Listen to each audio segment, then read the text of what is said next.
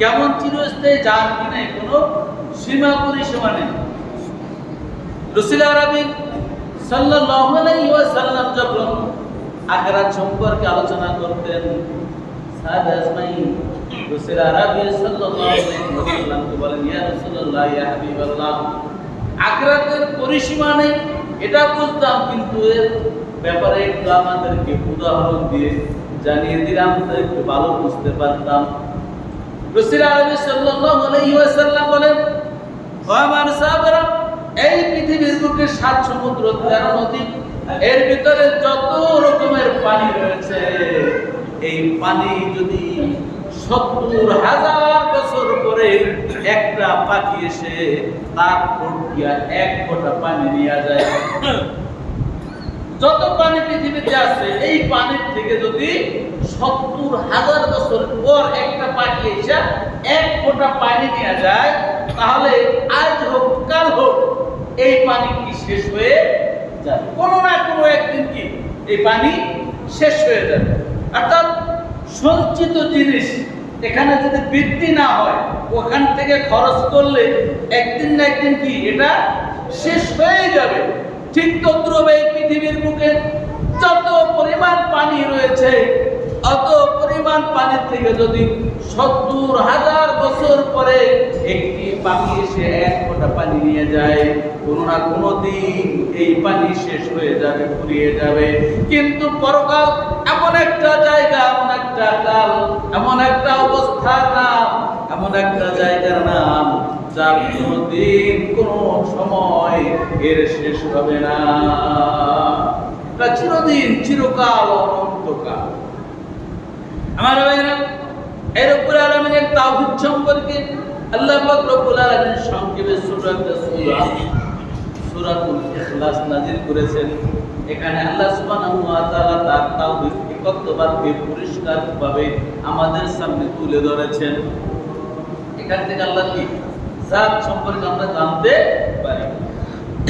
সম্মানিত ভাইরা, আল্লাহ রাব্বুল আলামিনের জাত এবং সিফাত জানতে হলে আমাদেরকে আল্লাহ সুবহানাহু ওয়া তাআলা আমাদেরকে আল্লাহ রাব্বুল আলামিন সম্পর্কে জানতে হবে। আল্লাহ রাব্বুল আলামিন সম্পর্কে জানতে হবে। যে জিনিস সম্পর্কে যার যত অভিজ্ঞতা, ওই জিনিস সম্পর্কে তার কি আত্মবিশ্বাস তত বেশি। যার যেরকম অভিজ্ঞতা তার এরকম কি আত্মবিশ্বাস। হাইওয়ে রোডে যে ব্যক্তি গাড়ি চালানোর অভিজ্ঞতা কম, ওই ব্যক্তি গাড়ি চালাইতে গেলে তার আত্মবিশ্বাস কি পরিপূর্ণ পাবে? কখন জানি অ্যাক্সিডেন্ট হয়ে যায়। আর যে ব্যক্তি ভালো ড্রাইভার, পাকা ড্রাইভার, তার যদি স্টিয়ারিং এ বড় হেডসাই দেওয়া হয়, যে কোনো রোডেই দেওয়া হোক, তার একটা আত্মবিশ্বাস আছে সেখান থেকে পার হয়ে আসতে পারে। এই জন্য আল্লাহর জাত এবং সিফাতের উপরে বিশ্বাস স্থাপন করতে হলে আল্লাহ সম্পর্কে কি আমাদের জানতে হবে, আমাদের গবেষণা করতে হবে। সম্মানিত ভাইরা, এজন্য আল্লাহ সুবহানাহু ওয়া তাআলা তার জাত এবং সিফাতকে এর উপরে বিশ্বাস স্থাপন করার জন্য মানুষকে সৃষ্টি করে মানুষের ভিতরে একটা অঙ্গ দিয়েছে, যে অঙ্গটার নাম হচ্ছে কল, যে অঙ্গটার নাম হচ্ছে দিল। যে অঙ্গটার নাম কি কল। এই কল থেকে কি এই কলবের বিশ্বাসে, ঈমানের বলে আল্লাহর জাত এবং সিফাত সম্পর্কে কি আমরা জানতে পারি, বুঝতে পারি। এবং এই বিশ্বাস, আত্মবিশ্বাসটা যার যত বেশি, ওই ব্যক্তি তত পরিমাণ ঈমানদার, তত পরিমাণ সে কি মুমিন। এই জন্য আল্লাহ সুবহানাহু ওয়া তাআলা আমাদের এই জাত ও সিফাত, এই আল্লাহর জাত ও সিফাতের উপরে ঈমান আনার জন্য আমাদেরকে এই কলব, এই অঙ্গটা আমাদেরকে দিয়েছে। এখন এই অঙ্গটা আমরা যারা আল্লাহ রাব্বুল আলামিনের জন্য ব্যয় করি, তারাই হচ্ছে কি মুমিন। আর যারা এই অঙ্গটাকে এখানে কি আল্লাহকে বাদ দিয়া গায়রুল্লাহকে যারা বসাইবে, তারা কি কাফের। যেমন আজরা কুলুবুল মুমিনিনা আশুল্লাহ, মুমিনের কলব হচ্ছে কি আল্লাহ আরশ। এখন এখানে অনেকে বলে যে মুমিনের কলবে তো আল্লাহ থাকে, মুমিনের কলবে কি আল্লাহ থাকে, তাহলে মুমিন যদি কোনো গুনাহ করে তার আবার শাস্তি কিসের, আল্লাহ তো সাথেই ছিল। এরকম বলার কিছু লোক আছে না, আছে না?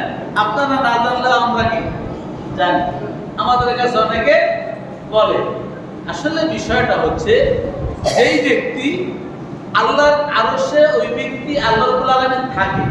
মুমিনের কলবুল মুমিনের আরশুল্লাহ, মুমিনের কলবে আল্লাহ থাকে। তাহলে এর অর্থ হচ্ছে এই যে মুমিন সদা সর্বদা কি আল্লাহকেই এখানে রাখে, সে গায়রুল্লাহ স্মরণ সে করে না, আল্লাহ স্মরণ এখানে সে করে।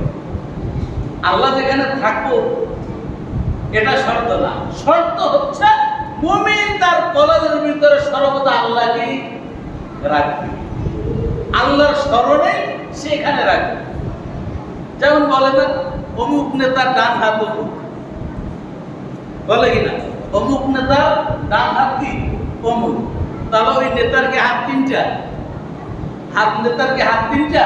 তিনটা না।